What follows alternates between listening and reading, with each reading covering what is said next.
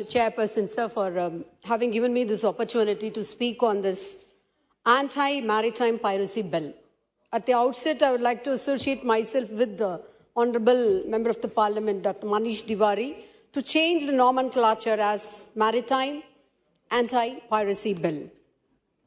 Sir, my story starts at sea, a perilous voyage to an unknown land, a shipwreck, the wild waters soar and heave, the brave vessel is dashed all to pieces, and all the helpless souls within her drowned. Thus, Shakespeare describes the natural calamities and dangers of a sea voyage. But apart from these, the pirates of the sea are the most dangerous threat, who seize, destroy any ship at high seas and sometimes even at the harbors at shore. Also, they are involved in many other illegal activities like smuggling and slave trades. So the sea piracy mafia needs to be dealt with iron fist. And so I really appreciate our government's initiative to build the cat legally through this bill. So according to the International Maritime Bureau of the ICC, piracy attacks on ships were increased by 20% between 2019 and 2020. India is the largest stakeholder in maritime trade, having our crew and officers constitute nearby 10% of the global seafaring community. And thus it's high time to have this bill passed.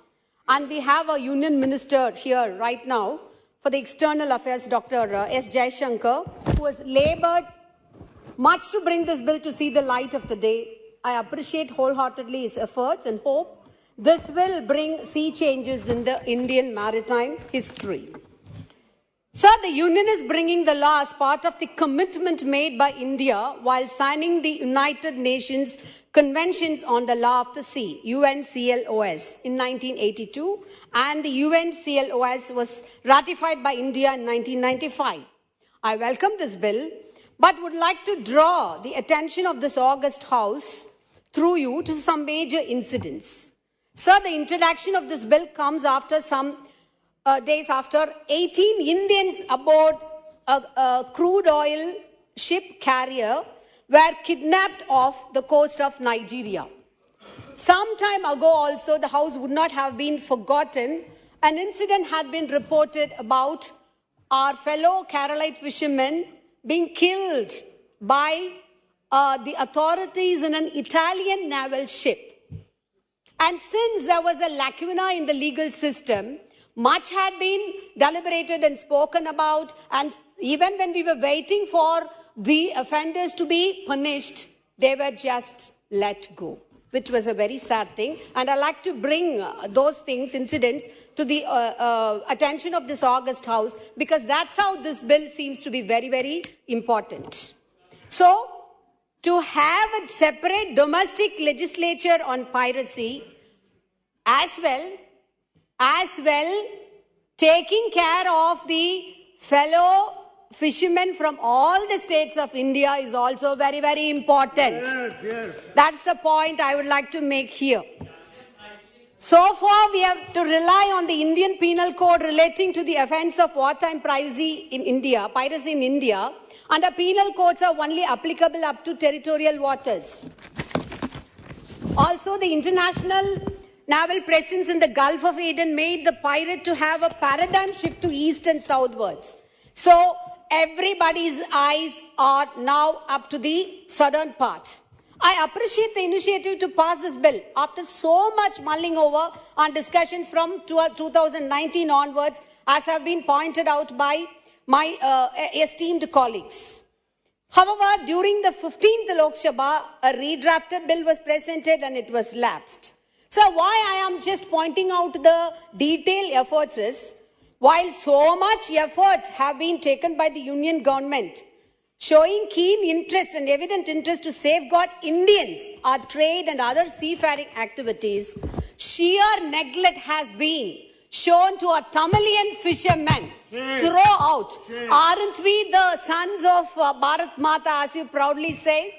So whenever there is a Tamilian fisherman being attacked by the Sri Lankan Navy, the headlines will scream that Indian fishermen are attacked, whereas in Gujarat, I won't budge in. Whereas Tamilian fishermen are attacked, the headlines will scream, Tamilian fishermen are attacked. I beg your pardon. But wherein Gujarati fishermen are attacked, then the headlines will say Indian fishermen are attacked. Why this stepmotherly treatment to us? Our Chief Minister, Thalapathy M.K. Stalin, has umpteen number of times raised this issue, and our floor leader, respected member of the parliament, Sir T.R. Balu sir, also has raised this issue in the parliament. But recently, how many incidents have been, listed?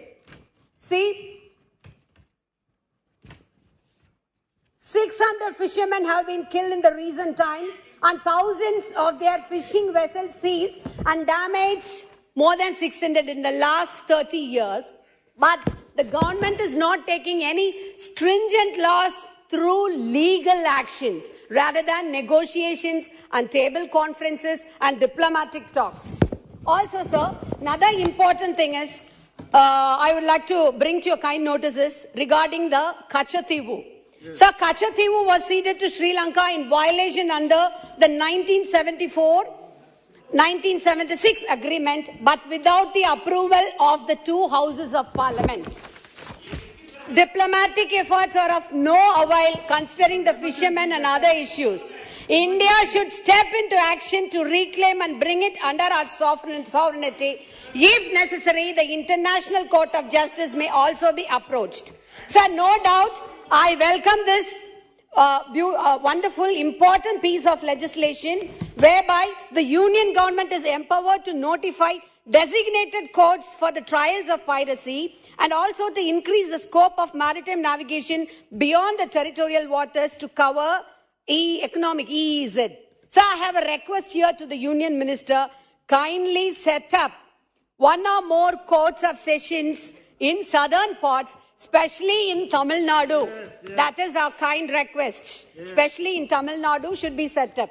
Sir, as has been pointed out by the members of my respected colleagues here, the punishment of a death penalty is not at all advisable, and as had been rightly pointed out by the Union Minister here also, we hope that it would be abolished, because we have had this history of Justice V.R. Krishna Iyer, the pioneer of judicial activism, who is a strong advocacy against the capital punishment, and our CM is also, all of us are against it, and our own Mahatma Gandhi, we have him, who has said that I cannot in all conscience agree anyone being brought to gallows. Even countries like USA, Italy, who have been part of this, which have been refrained, they have refrained themselves from this capital punishment.